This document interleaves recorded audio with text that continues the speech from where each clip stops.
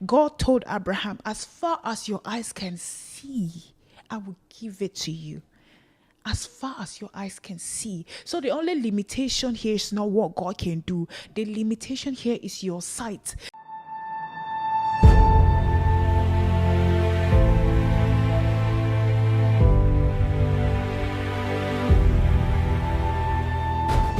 Hello everybody, welcome or welcome back to Dear Single Christian Girl podcast with me, KB. This is a safe space where faith meets real conversations, and whether it's your first time joining us or you're a returning viewer, you are very, very much welcome. This is where we grow, we glow, and we become better versions of ourselves, one episode at a time. So stay tuned because we're going to be having a very interesting conversation today, all right? So today we're going to be talking about something really important. As the year was starting out, I was asking myself and asking God, what is it that I really want to start this year with talking about? What do my girlies and I need in order to start the year? I said, what better way to start the year rather than with a mindset shift? Because you change your mindset, you change your life, right? The new year comes with a lot of new things, a lot of pressure. New year, new goals. New year, new expectations.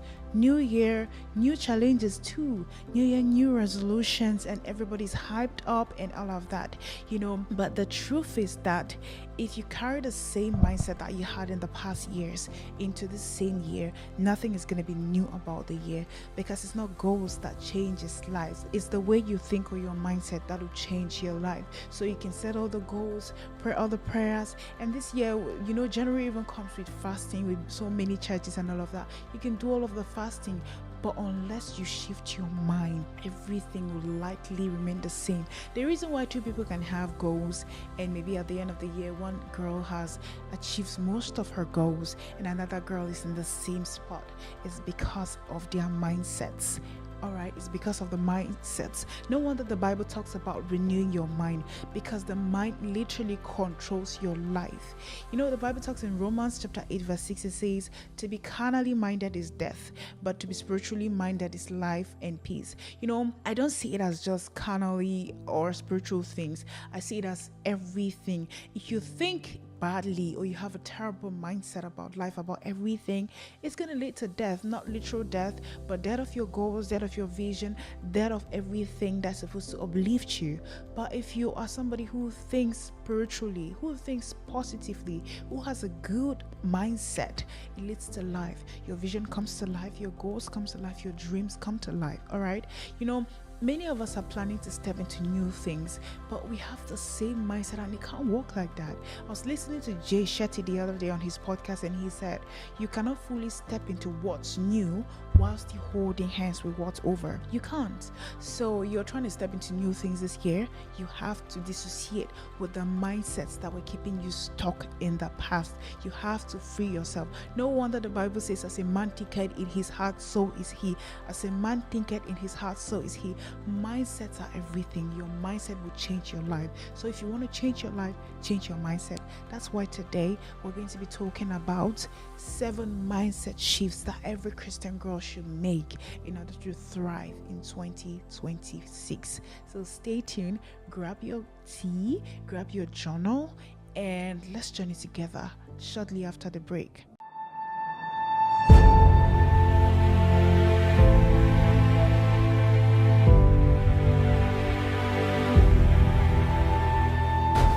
The first mindset shift I want you to have or to make is to shift from seeing singleness as a waiting season and start seeing it as a becoming season. So shift from waiting to becoming. So instead of seeing singleness as a waiting room, see it as a becoming room. This is one mindset shift that will change the lives and perspective of many single Christian girls out here. So instead of saying I'm in my waiting season, say I am in my season season of becoming. I'm in my season of becoming my dream woman, in my season of becoming a wife, in my season of becoming a mother, in my season of becoming somebody who is worth reckoning with, in my season of becoming the best version of myself. This actually takes away anxiety from you. It takes away depression. It takes away jealousy when you see other people getting married, and it puts you in a better place, because you know, as you're not waiting, you're becoming, and the best version of you that you become will attract a better man than the previous version of you could. So this mindset shift, honestly, it's very, very important, because this is where you be able to gain clarity. This is where you know you. This is where you discover you. This is where you work on God's purpose on your life, and you begin to work on His assignment for you. And it is in that place of becoming that you are better equipped to attract the right kind of man for you. You're better equipped to attract who is more aligned in who you are becoming. Truth is that the person that I was when I was 20 years old, if I had to pick a man at that time, the man will not be half the man I'll pick at this time, because I have evolved, I have become, and as I'm becoming, I'm attracting people that are more suited for me. All right. And also, when you shift your mindset from just waiting to becoming, it puts you in a place where you do not pause your life, because many women who are just waiting, they pause their lives and they're waiting. Oh, when I get married, before I will do this. When I get married, before I'll act like this. They pause their life mentally, waiting to have joy and happiness when they get married. But people who enjoy the process and who know that this isn't a season of becoming, they live in the moment. They're joyful. They are living their life. They are becoming, and they are happy about it, and they are thriving. Right? So this is really, really important. And also, there's one thing that I've noticed. If you're just having this mentality of waiting, it's very, very easy to marry wrong, because anybody who comes at that point in time, you would want to just pick them because, oh, I'm waiting for a man, I'm waiting for my husband. And when somebody comes, you not vet them properly, because you're just waiting and not doing anything to become, right? There's this thing that people usually say, that it is better to marry late than marry wrong. And that's true, right? But also, I put it to you that you can marry late and still marry wrong. Let me say that again for it to sink in slowly. You can marry late and still marry wrong. As in, maybe you can marry at 40 and still marry wrong, if you have the mentality of waiting only. If you just folded your arms and doing nothing and just waiting, it's easier for you to marry late and still marry wrong. But if you are becoming, I promise you, there's no reason on this earth that you're going to marry wrong. As long as you're becoming who God has called you to be, it's easier to vet properly. So instead of seeing your single season as a waiting season, shift and see it as a workshop. It's a preparation season. It's a season of becoming. And you know, there's this thing that people usually talk about their dream man. Oh, my dream man. You know, every girl kind of has their dream man. They have it either written down or in their head. They have the version of their dream man in their head, and it's not a problem. Oh, please, I'm not saying you're having a dream man is a problem. Oh, okay. Oh, he's tall. He's handsome. Oh, he's a man of God. He prays fire down. Oh, he's working. He has a car and all of that. But I want you to shift your mindset, right, from waiting for your dream man to actually becoming your dream woman. Who is your dream woman? Actually write down the qualities of your dream woman. How does she look like? How does she dress like? How does she represent God? How does she pray like? How is her spiritual life like? How is her character like? How does she speak? How is her aura? Write down those things and work and become her. And I promise you, when you become your dream woman, a dream man will automatically align. So I want you to shift your mindset from waiting to becoming. This will shift so many things for you.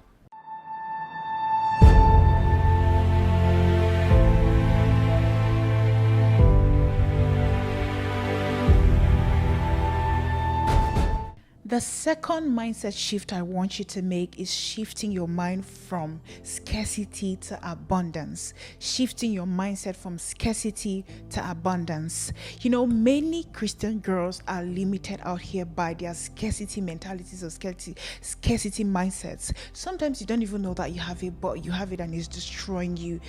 Scarcity mindset says there's not enough good men remaining out there, not enough opportunities, not enough time for me, not enough chances. But abundance mindset says God is my source and He is unlimited. Why are you putting limitations on God? Why are you putting limitations on what He can do and what He cannot do? Why? Sometimes we are letting other people be the ones to rub their scarcity mindset on us. I just remember this thing there, that the other day I posted something on Facebook that I'm going to marry a man that is spiritually sound, sweet, chalant, and all of that. I can't really remember exactly the things that I said. And then one pastor, it's even a pastor, that's what shocks me most, how people who know God still have so much limitations in their mind. One pastor came and commented that future impossible tense, and I made sure I replied to him respectfully, and I said, sir, that's impossible to you, but it's not impossible to me. Personally, I am already all of these, and I know men that are all of these and more. So sometimes do not let people rub their limitations on you. That it's impossible for them doesn't mean it's impossible for you. Okay? And sometimes it's not even people that are doing you, it is you that is doing yourself. You have so much limitations in your mind. Oh, all good men are finished. Oh, they've married all husbands. Oh, the ones that are left on the street. How do you expect to have a good man if you think like that? God can even be leading you to start something. He can be leading you in a particular business that He intends to bless you so much in it. He can be leading you to do it, but you say to yourself, oh, there's already so many people doing it. There are already so many people doing it. I can't do it again. There are so many people doing it. That scarcity mindset will tell you, I can't do it. No need. There's so many people doing it. But abundance mindset will tell you, even though there are so many people doing it, there is room in it for me. Yes, there is room in it for me, and I'm going to do it, and I'm going to thrive. And one thing about scarcity mindset too is that it breeds jealousy, because you're seeing people who have some things that maybe you wanted to have, and then instead of like saying, appreciating it, you are jealous. You're like, why did it have to be her? Why did it have to be her that got married? Why did it have to be her that has the car? Why did it have to be her? Because scarcity mindset is telling you that, oh, she already has that, I can't have it. But abundance mindset tells you that there's room for everyone to fly. And if God could do it for her, God will do it for me. That's how abundance mindset think. I remember in the book of Genesis, right? God told Abraham, as far as your eyes can see, I will give it to you.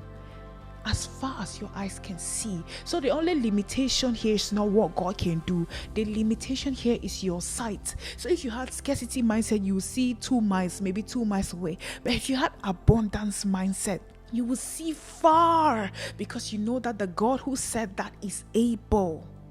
The God who said that is able. Scarcity mindset will have you stuck in situations that you should not be there, clinging to things that you should let go, because you feel like if I let go of this one, there's nothing else, because you have limited yourself. But abundance mindset know that if God is letting me go of this one, there is more, and that more is even better. And it helps you to wait well and helps you to make the right choices. Honestly, shifting from scarcity mindset to abundance is the mindset shift that you need this year, in order to do that thing that God is calling you to do, in order to become all that He's calling you to do. Okay? Ephesians will say that, in Ephesians, you will say that God is able to do exceedingly abundantly, far above what we can think or imagine. Can you imagine that? He's able to do exceedingly beyond your thoughts or imaginations. But it says, according to His power that worketh in us. This means He's not doing it by your ability. Not by your ability now. You don't get energy like that to run. Like me, I don't get energy to run the things or the level of things that I see that God can do through me. I'm not, where my power now? So it's according to His power. So it's not you who do it. You just have to have the abundance mindset to see it. You just have to be able to throw in your net in the water at his command. You just have to be able to say, oh, even though I didn't catch any fish yesterday, even though I didn't catch any fish 1 hour ago, at his command I'm throwing in my net. But scarcity mindset will tell you that, oh, I caught no fish, or there's no fish in this sea today. Abundance mindset will say, at the command of the Lord I'm throwing in my net. See, I'll not say too much again. In this year 2026 and beyond, what you need is an abundance mindset. It will change your life. I promise you, it will change your life.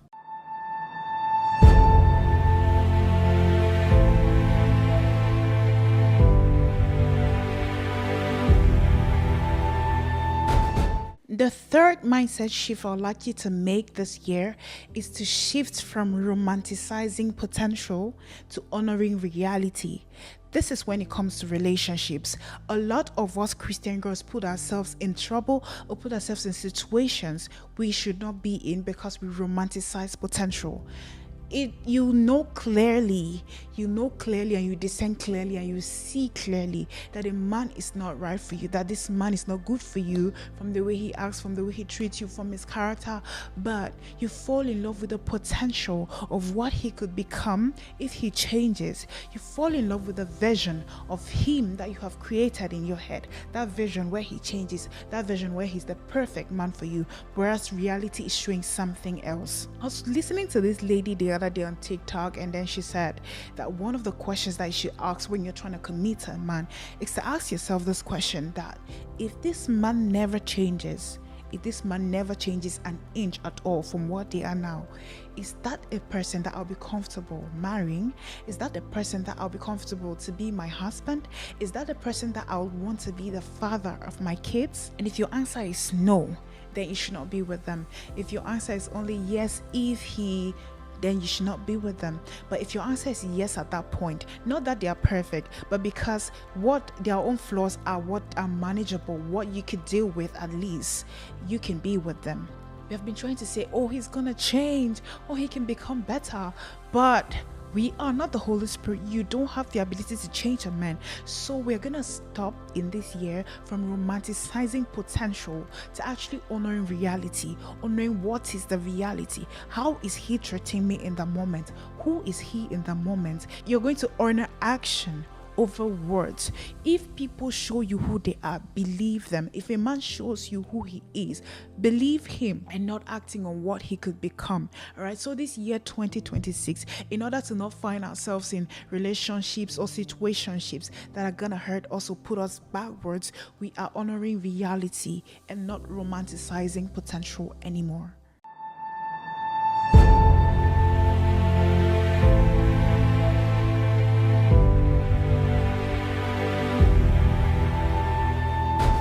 The fourth mindset shift I want you to have is shifting from timidity to bravery. You know, people confuse timidity with humility, but they're not the same.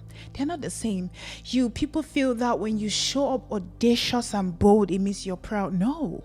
Humility is not timidity. You know this thing that you cannot speak up for yourself? People are walking all over you. You can't speak up for yourself. You can't even talk in a meeting. You can't contribute in a meeting even when you know the right thing to say. And you're like, oh, I don't know how to talk. I'm just like that. That's how I am. I'm an introvert and all of that. Opportunities will walk past you because you are timid.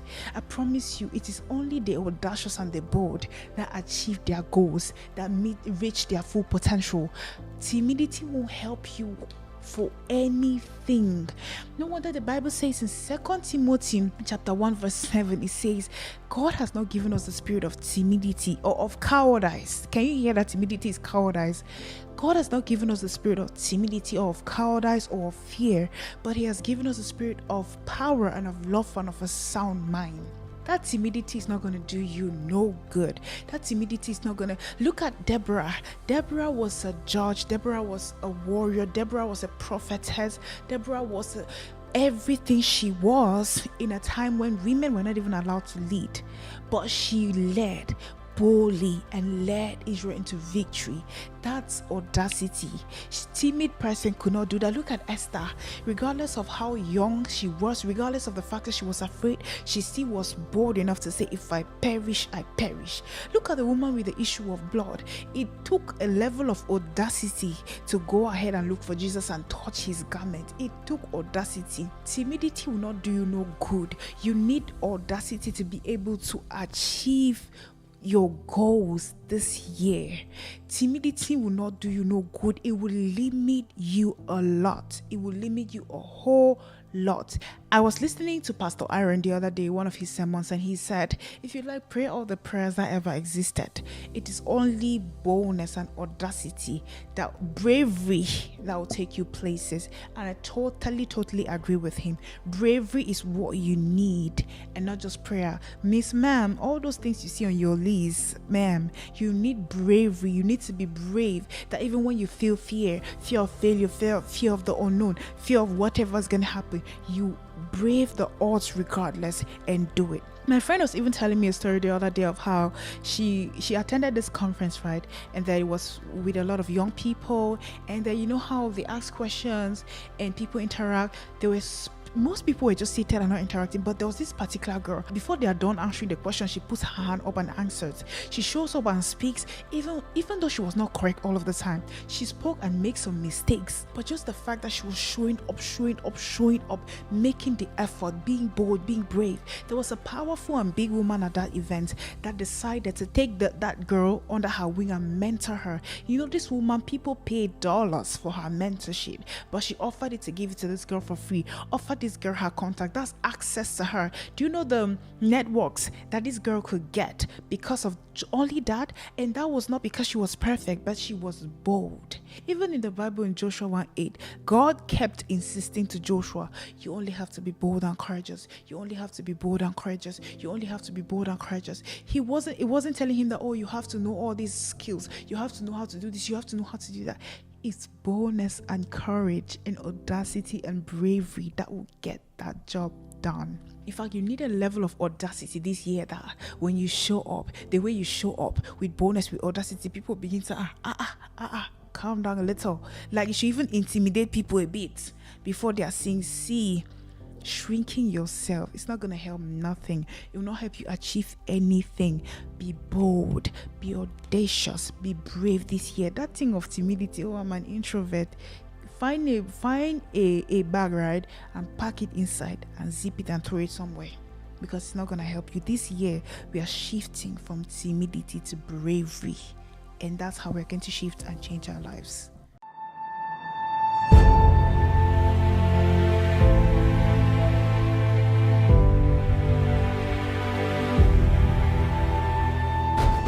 The fifth mindset shift I want you to make is shifting from complaining to gratitude. This one, oh my God, is extremely important. Shift your mind from complaining to gratitude.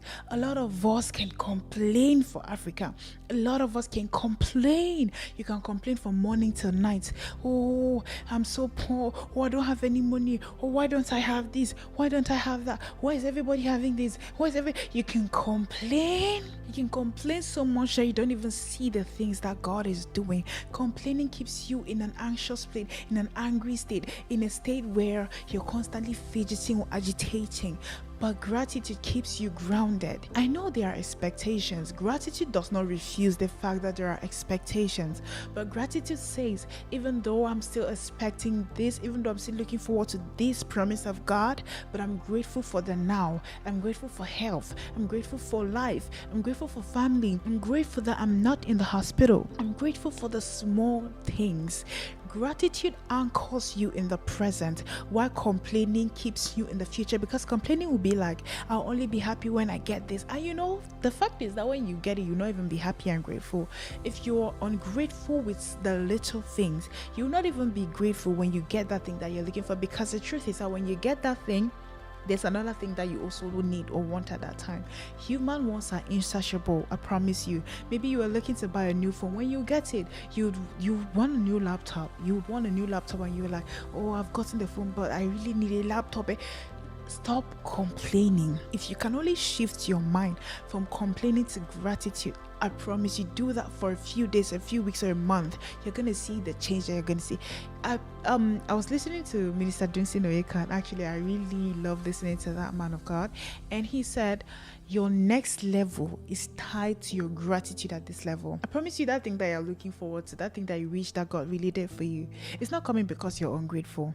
And this is not even no cap. It's not coming because you're ungrateful with what is there now. As humans, when we are grateful, it makes somebody to want to give you more. One more God. God, you can actually link the relationship that we have with God with, just think about another human. Because somebody that gives you maybe 10,000 francs, I just come and write them thanks. Or maybe with TX, like some people write THX, write thanks. That person will not want to give you anything again. But somebody that has given you 10,000 francs or 5,000 francs, and you say, oh, thank you so much, I really appreciate, this means a lot to me. That person will want to give you more. I promise you, the next time the person will even try to give you more if they have it. Gratitude is what will open doors for you, doors for more. And promise you, ingratitude or complaining would delay that thing that you're looking for. Let's look at the case of the Israelites, right? In the wilderness, these people, God gave them manna to eat, but they were murmuring and complaining and talking about how in Egypt they were eating meat, in Egypt they were eating food with garlic and with onion. Oh God, those people were funny.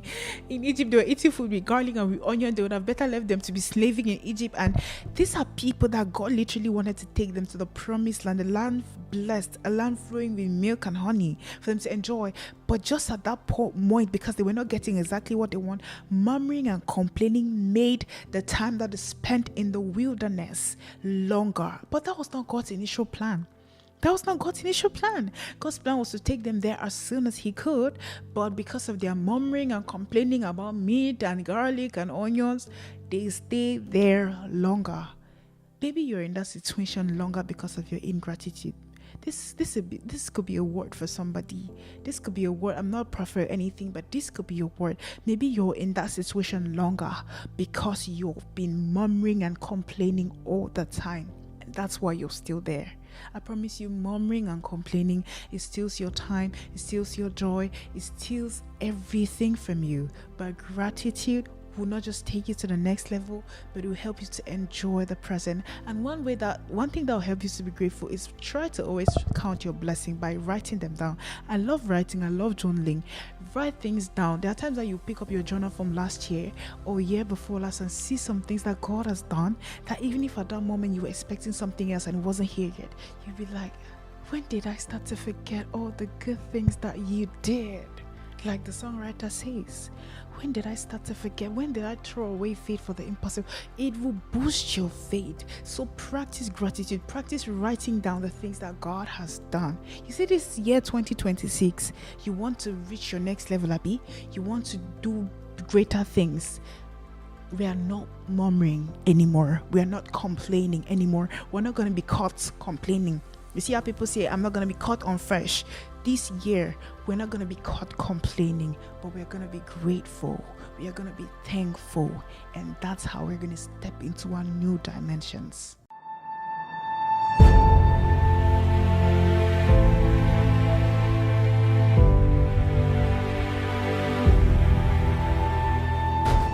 The sixth mindset shift I want you to make is shifting from victimhood to responsibility.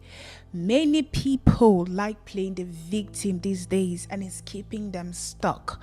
Victimhood says, if only I was rich, if only my parents were rich, if only they had set me up properly, if only I was born in a different country, not Cameroon or not Nigeria or wherever you are, if only I didn't have a child out of wedlock.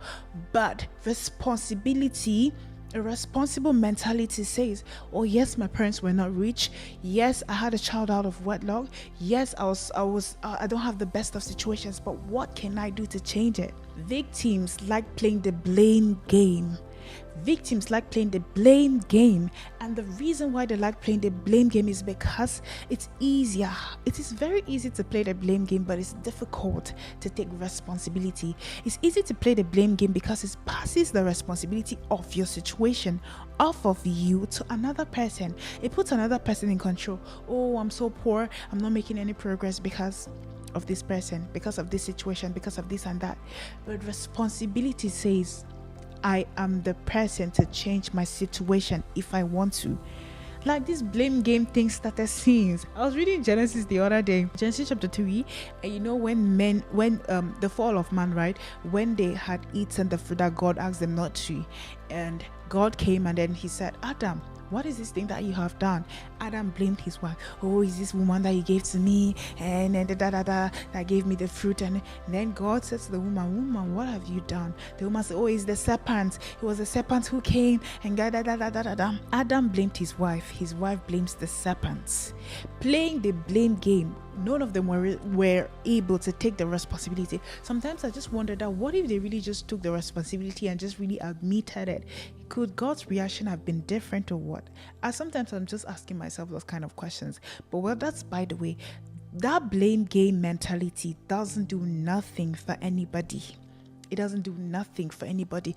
It makes you stuck because you've passed the power to another person. But when you reclaim your power, and you say, yes, I messed up. Yes, I got pregnant out of wedlock. Yes, my parents didn't set me up good. Yes, your parents could have done better. My parents could have done better. Maybe they did their own poor choices and all of that. That didn't set you up in a good place. But now you are responsible for changing your own life. You need to stop playing the victim. You need to stop playing the blame game, because it's not going to change anything. You need to take the responsibility and change your life. They could have done better, but since they didn't do it, what are you doing? I read a quote one time that said, when you are born, you look like your parents' choices, but when you die, you look like your choices. You're not going to play the blame game forever. It won't help you with nothing.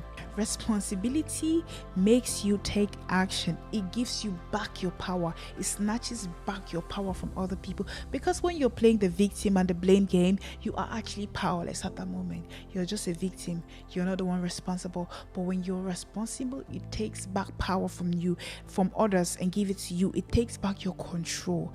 It makes you proactive to say, okay, this is me. This is where I'm at. This is where the decisions that I've taken, the poor decisions I've taken, and the poor decisions other people took have brought me thus far, but I'm going to take my own decisions from henceforth to change it. It gives you back your power and makes you take steps, take actions in the right direction to change your life, and it gives you back that control. You cannot allow your life or your future to chance or to things that you cannot control, because those people you're passing the control to are the ones now directly in control of your life and not you. Take back your power. Quit playing the blame game. Yes, situations were the way they are. What can you do about it? That is the mindset of a winner. That is the mindset of somebody shifting from victimhood to responsibility. That's the mindset of somebody who's going to change their life this 2026. Quit playing the victim. You've played the victim card long enough. That's just lazing around and playing the victim, blaming anything else and everyone else but yourself. Look yourself in the mirror and say, if I have to change my life, I am the one responsible for it and not anything or anyone that has ever happened to me in the past. So shift from victimhood to responsibility this 2026.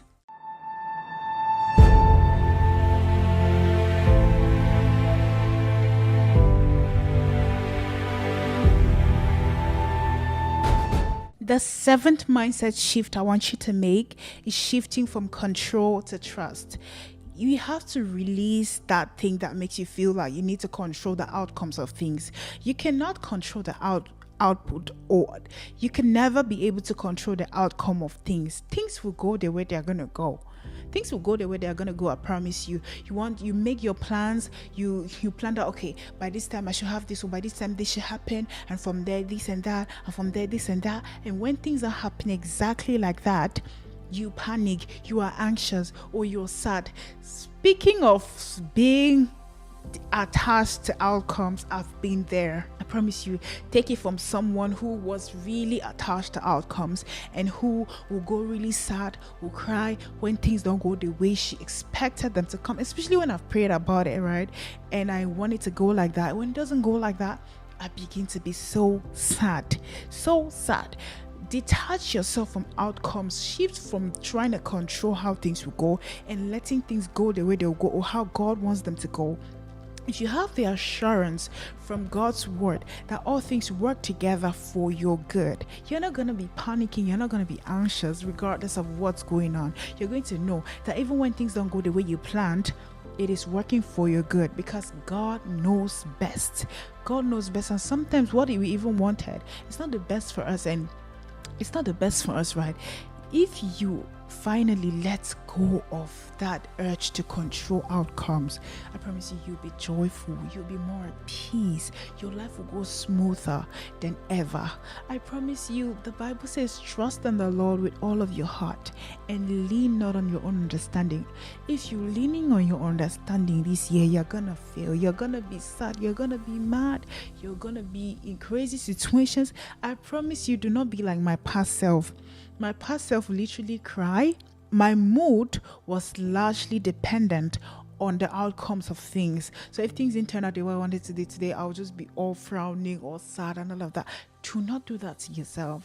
Things will go the way they want it to go. Remove your hands off of it.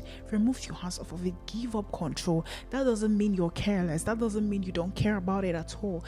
It means you're trusting God, who is in control. You're trusting God and letting God be God.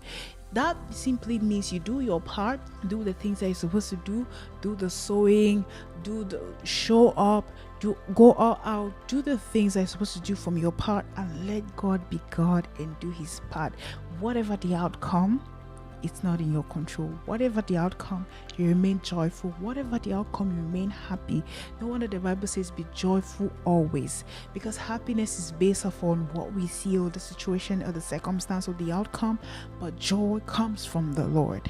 If there's something that you should in this season or in this 2025 that will not just give you peace but will put you in a situation, in a state of calm, is letting go of control. Shift from control to trusting God and letting him handle things and let things go the way they're gonna go.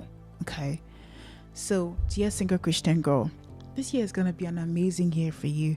This year is going to be a wonderful year, not just because you wrote goals, not just because you wrote New Year resolutions, not just because you're hyped up, especially as now it's still January, but because you're going to shift your mindsets. You're going to sit down with this episode. You're going to sit down and ask yourself that which mindsets from here have I been doing that are keeping me stuck, and you're going to rethink over it and going to let go of it and switch your mindset.